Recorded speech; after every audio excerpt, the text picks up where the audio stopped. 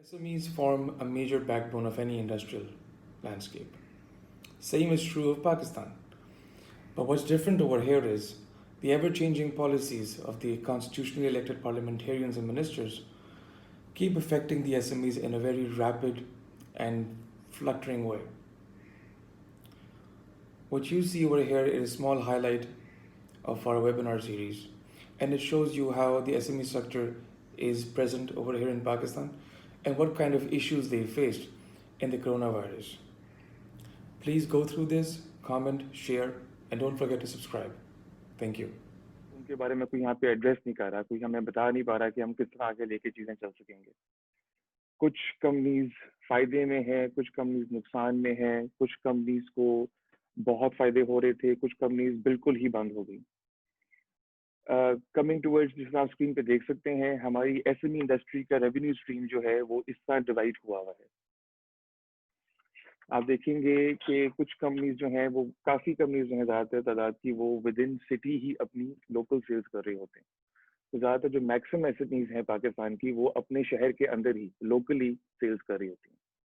Nationally जो SMEs हैं वो 6.5% तक जाती हैं, और एसएमई सेक्टर के अंदर ही तकरीबन 4.35% जो है वो एक्सपोर्ट सेक्टर बनता है हमारा। तो आप इसका अंदाज़ा लगा सकते हैं कि किस किस चीज़ में किस तरह की रुकावट आई और कहाँ से प्रॉब्लम हमारी फेस होना शुरू हुई। ये हमारे इम्पैक्ट पॉइंट्स थे।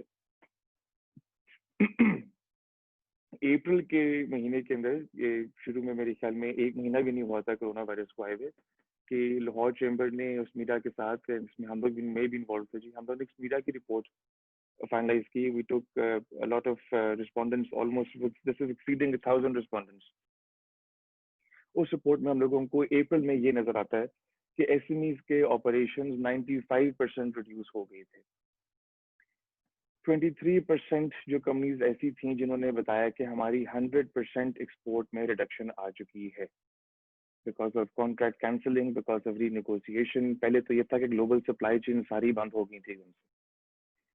92% कहते हैं कि हमारी डिस्ट्रप्शन आई सप्लाई चेन के अंदर। That is a very very huge number, कि हमारी सप्लाई चेन इस तरह की हमारी समझे मिसमैनेज्ड है फॉर एनी क्राइसिस, के वो इतनी डिस्टर्ब हुई हैं कि हर आदमी को, हर कारोबार को उसमें प्रॉब्लम फेस करनी पड़ी है। 48% employees laid off.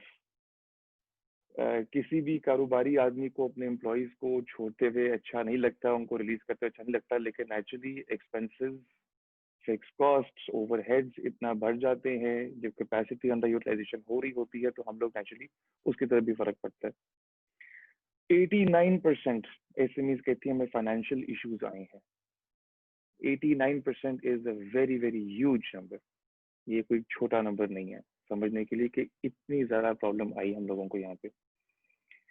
The good part is 26% SMEs ऐसी भी हैं जिन्होंने कहा कि हम लोग प्लान करते हैं रीहायर करने के लिए, विच मीन के जी अप्रैल में नेचुरली कोरोना वायरस का कंसर्न था, but that did not entirely mean कि कारोबार बंद हो जाएंगे, कुछ होगा। फ्यूचर इतनी भी ग्लिम नहीं थी। जहाँ पे ग्लिम थी तो लोग कहते थे कि यार सिर्फ हमारे साथ नहीं है। और आपने शायद ये नोट किया होगा कि जब कोरोना वायरस शुरू में आया तो हर इंसान सोचा था कि यार मेरे साथ इतना हो गया, मेरा कारोबार बंद हो गया, मैं बैठ के पैसे खाना शुरू हो गया। क्या सबके साथ ऐसा हो रहा है या नहीं हो रहा? और ये यकीनन बहुत लोगों के साथ ऐसा हुआ। अखबारों में नहीं अगर आया या फिर न्यूज में नहीं आया, ऐसी बात नहीं थी। बहुत जगहों पर डिस्कस किया, बहुत ग्रुप्स में, डिस्कशंस में, मीटिंग्स में बातें आई, और बहुत एसएमईज ने अपने कंसर्न एड्रेस किए कि यार हालात ठीक नहीं है। थोड़ा सा हम आगे आ जाते हैं। This will be the start for our webinar presentation. इसमें हम लोग जिक्र कर रहे हैं कुछ सर्टेन मैटर्स का। जो नोट करें तो जो लार्ज स्केल मैन्युफैक्चरिंग कंपनीज होती हैं या जो एमएनसीज होती हैं, उन्होंने नेचुरली अपने रीजनल ऑफिस से या हेड ऑफिस से सारे डॉक्यूमेंट्स और प्रिपेयर्डनेस की चीज़ें मंगवाई होती हैं।